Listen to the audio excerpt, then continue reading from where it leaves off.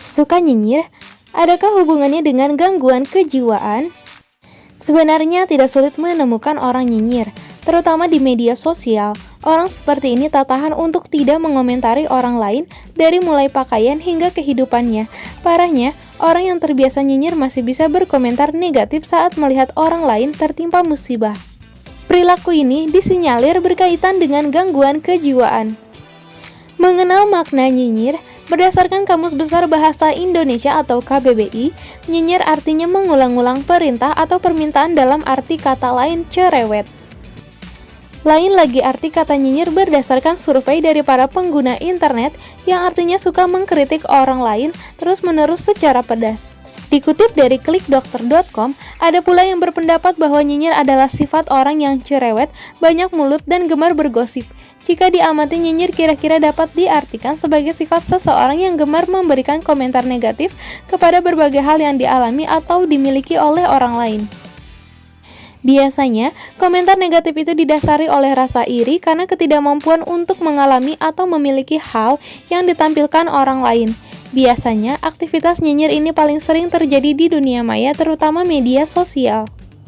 Salah satu faktor yang mendasari hal itu adalah karena sang pelaku nyinyir tidak bertatap muka langsung dengan orang yang menjadi korban.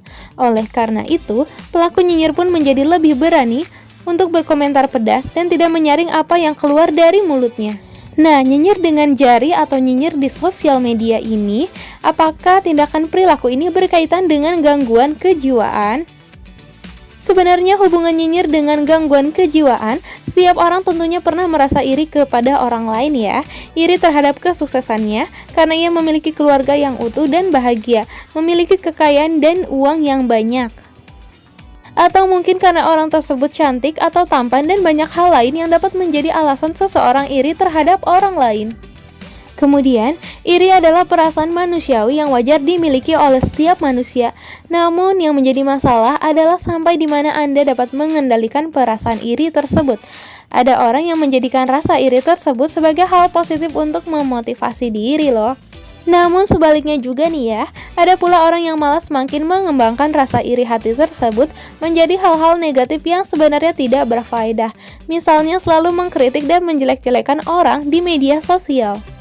Akibatnya, lama-kelamaan orang tersebut hanya dipenuhi oleh hal-hal negatif dan semakin sulit untuk melihat hal-hal yang positif. Ia tidak bisa lagi turut berbahagia atas kesuksesan dan kebahagiaan orang lain. Sebaliknya, ia selalu berusaha untuk mencari hal-hal negatif dan keburukan dari orang lain. Namun sebenarnya nyinyir bukanlah suatu gangguan kejiwaan ya, melainkan murni variasi dari sifat manusiawi. Tapi nyinyir bisa jadi merupakan salah satu sifat dari orang yang mengalami gangguan kejiwaan loh, seperti gangguan kepribadian atau personality disorder atau bipolar. Nah, jadi teman-teman tidak boleh membiasakan atau berlarut-larut dalam sifat kenyinyirannya ya. Apabila Anda termasuk orang yang mudah nyinyir, mulailah berubah dari sekarang. Jangan biarkan sifat nyinyir tersebut hingga berlarut-larut dalam diri Anda. Jangan lupa untuk selalu membersihkan aura negatif dari dalam diri dan masukkan semua hal positif ke dalam diri Anda. Kemudian, bersyukurlah atas segala hal yang Anda miliki. Yang paling sederhana sekalipun, berhentilah membanding-bandingkan diri sendiri dengan orang lain. Daripada mengomentari orang lain, lebih baik Anda mencari kesibukan yang bersifat positif ya. Sebenarnya banyak sekali hal-hal yang positif yang bisa menyembuhkan teman-teman dari berbagai penyakit nyinyir. Misalnya dengan mengikuti komunitas yang sesuai hobi atau bergabung di kegiatan sosial. Aktivitas dan kegiatan positif ini dapat mengalihkan pikiran negatif Anda dan tentunya membuat hidup Anda menjadi lebih bahagia. Kebiasaan nyinyir ternyata bukanlah bentuk dari gangguan kejiwaan ya. Meski demikian, orang yang mengidap gangguan kepribadian atau bipolar kerap melakukannya. Jadi benar-benar ada hubungannya ya kalau misalnya teman-teman ternyata memang sudah terkena bipolar atau gangguan kepribadian.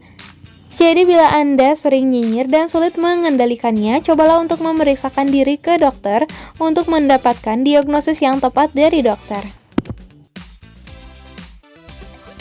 Oke teman-teman, sekian informasi. Adakah hubungannya tentang nyinyir dan gangguan kejiwaan?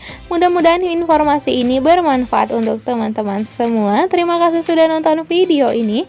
Sampai ketemu lagi di video Ismi TV News selanjutnya. Sampai jumpa.